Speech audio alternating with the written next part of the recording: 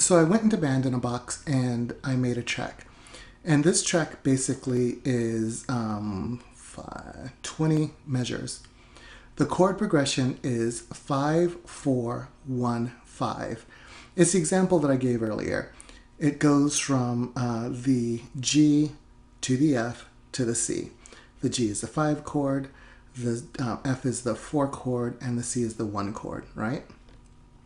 So the first time it loops through, it's going to play just the major chords. The second time through, it's going to play a dominant 7 for the 5 and a major 7 for the 4 and the 1. And the last time that it loops through, it's going to play a major 9 for the 4 and the 1 and the dominant for the 5. So let's go ahead and listen to this progression.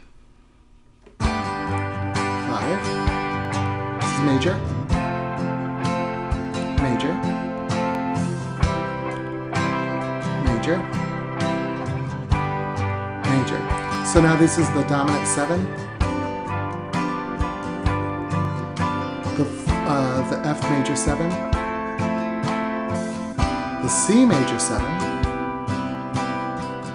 and back to the dominant 7. Now when you listen to the major 9, so this is a dominant 7, listen to the note on the top of the major 9.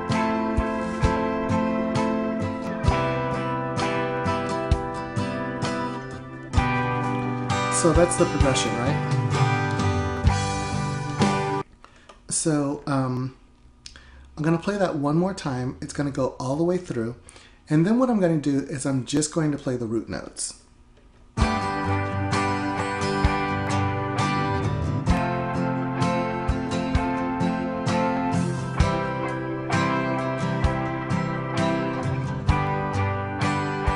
These are the dominant 7s and the major 7s.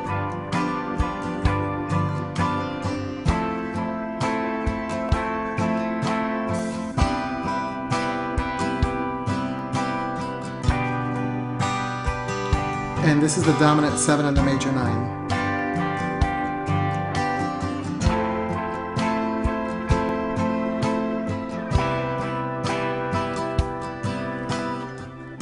Okay, now with the bass line, I'm just going to play the root notes.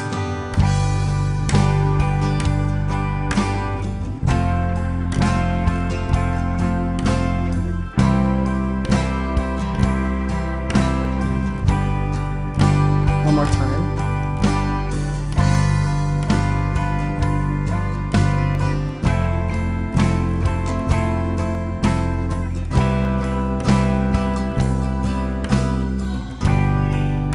This is over the major 9 and the dominant 7.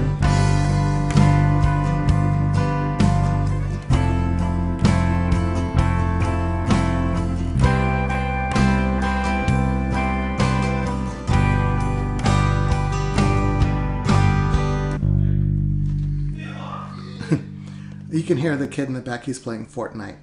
Okay, so I'm going to do this again. But instead of playing the 5, the 4, and the 1, or the roots of the G, the F, and the C, I'm going to do that downward motion so that I can play the C over E, right?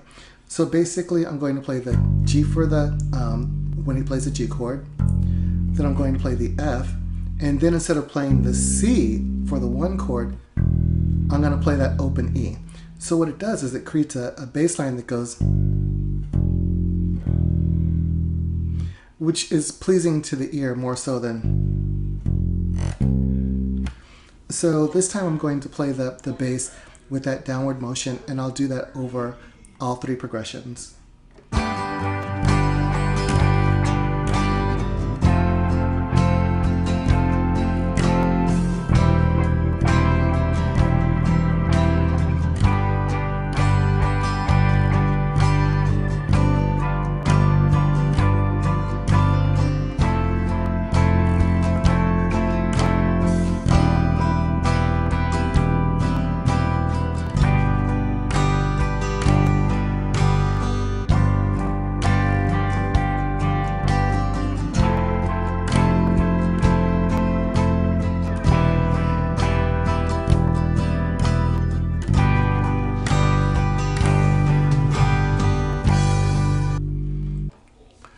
So this time when I go through this, I'm going to target the 3rd and the 5th for the major chord I'll target the 7 and the flat 7 for the 5, and then I'll target the 9 on the for the last time through.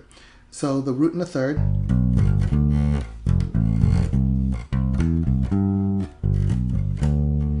and then targeting the 7,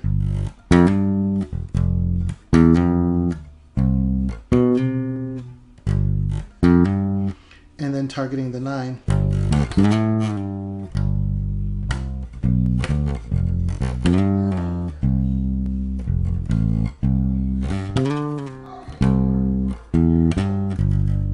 so the 9 is really just the 2, the second degree played an octave above, right? So if that's my root, that's my second degree, that's the 9, right? So let's see what that sounds like. First the roots, first the roots with the thirds and the fifths.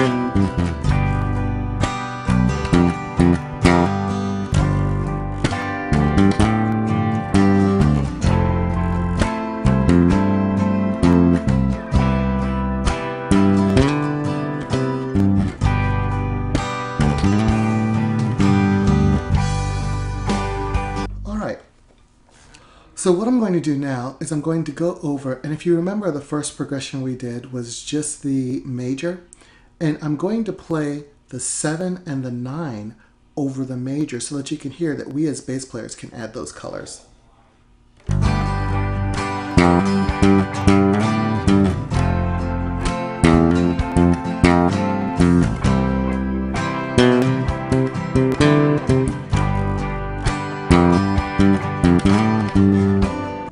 Right?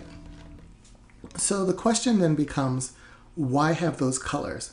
And let me explain it to you this way. So I created another track, and in this track I added an electric guitar solo, and what you'll hear is what the guitar player would target if he was just playing major chords. Then you'll hear what he would target if he were playing major chords and dominant 7s, and then you'll hear what he would target if he were playing the 9th chords. Each one is going to have a slightly different flavor, and then you'll be able to hear why things are written that way. And then I'll go back and do the same exercise with the bass so that you can hear how the bass plays against the guitar in the guitar solo.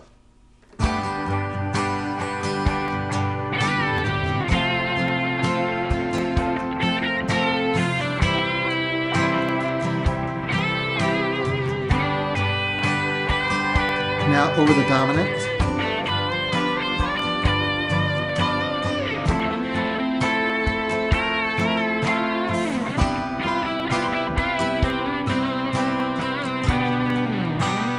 Now it's going to add the 9.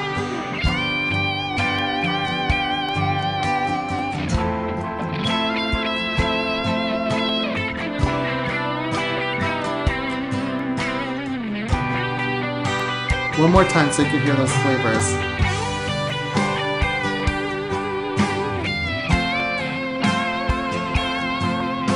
This is very classic rock.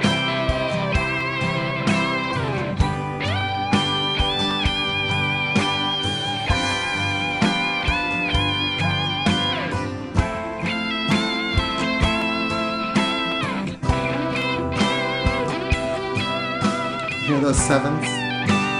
And listen how prog rock those 9s get.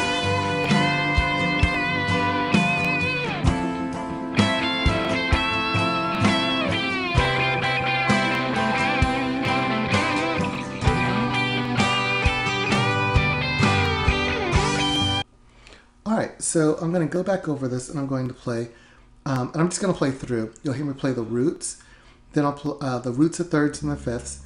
Then I'll target the 7, then I'll target the 9. And I'll also do that walk down so that you can hear what that sounds like, and I'll try to call them out. So the first time through, I'm going to walk down to that C over E, and I'll do that for all of them.